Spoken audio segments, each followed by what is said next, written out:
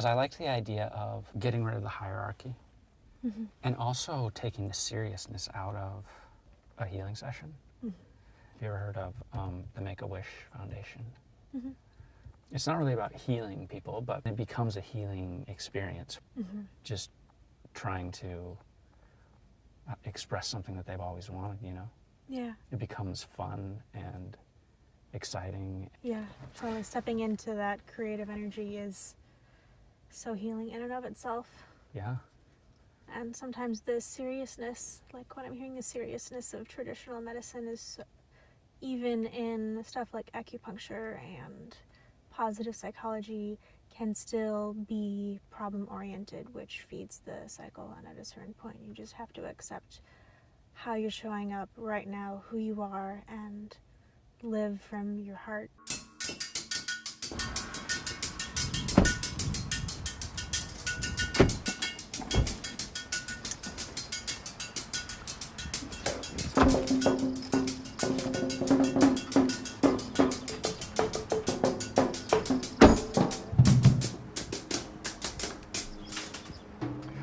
What would you like the subject of our conversation to be? The feeling of like excitement and readiness to step in a new direction and create something. And when is the time to start like taking action to do that, and when is the time to slow down? You know, like how do we decide when we're ready? Okay. Yeah. So what would be an example of what you're talking? Is there a particular direction that you're like, I want to know when I'm ready to? Yeah, so I'm wanting to teach movement classes, energy movement, body movement, and it's something that in some ways I've been preparing for many years and have a lot of confidence in, but have been also hesitant. What's making you hesitant? I think that I have confusion about whether I actually feel capable or not. Okay. And I trained for a number of years, like a decade, and learned so much, but didn't learn how to listen to my own system. And so when I came out, I was like, I don't feel clear enough. I don't feel like there's integrity for me to be able to teach this, because I'm just doing a script of things that I've learned. Yeah. Before that, I had a story that I don't think that anybody should learn yoga from someone who's not enlightened. How do you know if someone's enlightened? Is anyone really enlightened? Well, I didn't know what that was either. I had no clue, but I just knew that I wasn't. Yeah. And I couldn't teach this stuff that's supposed to support one in that direction if I don't know what that is. Yeah. I wasn't clear. So is that where you're feeling now, that you might not be enlightened enough right now? Again, is that what's sort of hampering you at this point? Well, a sense of clarity came through the practice that I kind of discovered from myself. Yeah. So you can feel capable and take a step in that direction and see what things are like, and then you suddenly have a whole new horizon of things to learn. And you were feeling that you kind of wanted to move forward. I do, yeah. And then you started a little bit, and it brought up this new area. Yeah.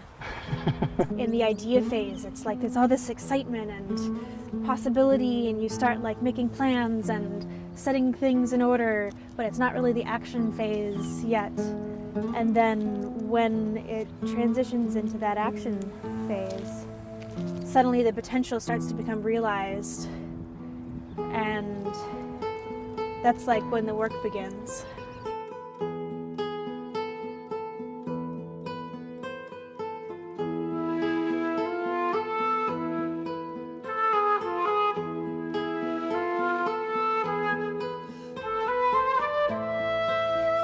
But I'm just so passionate about all the things that I've discovered about my own system that I want to share with people and see what's true for them and experiment in that way. Yet it is just an experiment. So Like you don't know if it's gonna work out. Yeah, I mean, nobody knows what's going to happen. We're finding out what's happening in our system real time, and so that's also where some of the hesitancy comes from. Is like, am I going to be able to hold? You and I have talked about that kind of healing journey and how much it has to be owned by the patient. Yeah, Because not everyone does heal. Not everyone can at this point in their life get where you'd like them to go, where you wished for them.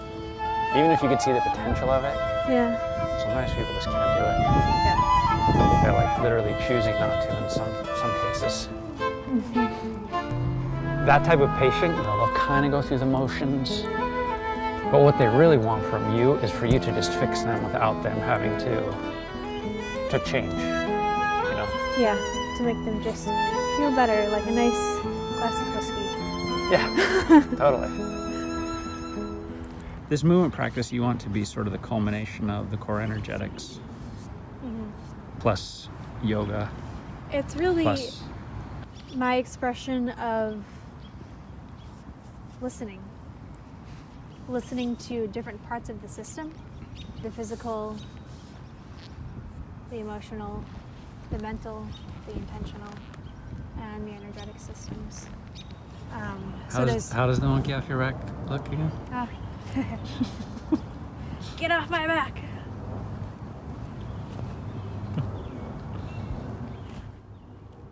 And then you can even get your whole body into it and start saying the things that you're feeling, like, get away! Get off! Stop following me! And breathing down my neck, I'm gonna do what I wanna do. Get off my back! I'm here! This is what I want! Who is it that you want off your back?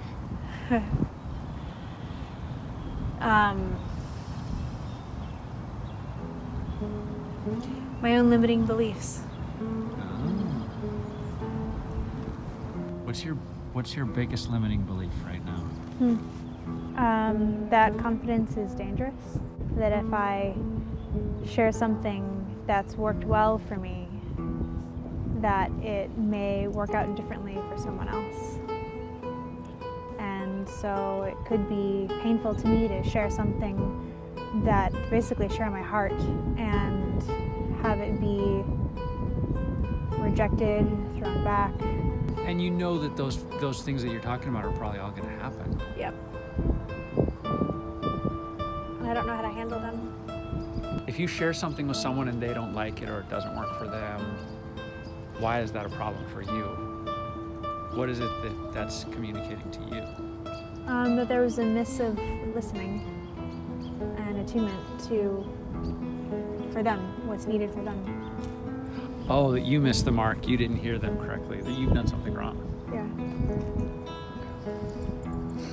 I know that mistakes happen, but I've got my own energetic and physical work to do with clearing those fears out, and so that's part of stepping into the risk of teaching that is so scary.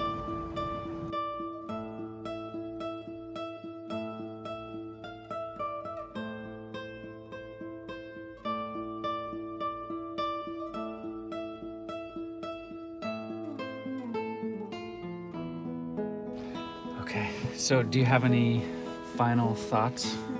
I guess final thoughts are like, it's gonna be awkward, and part of stepping into creativity is stepping into the unknown and being willing to make mistakes and being responsible and honest about making those mistakes.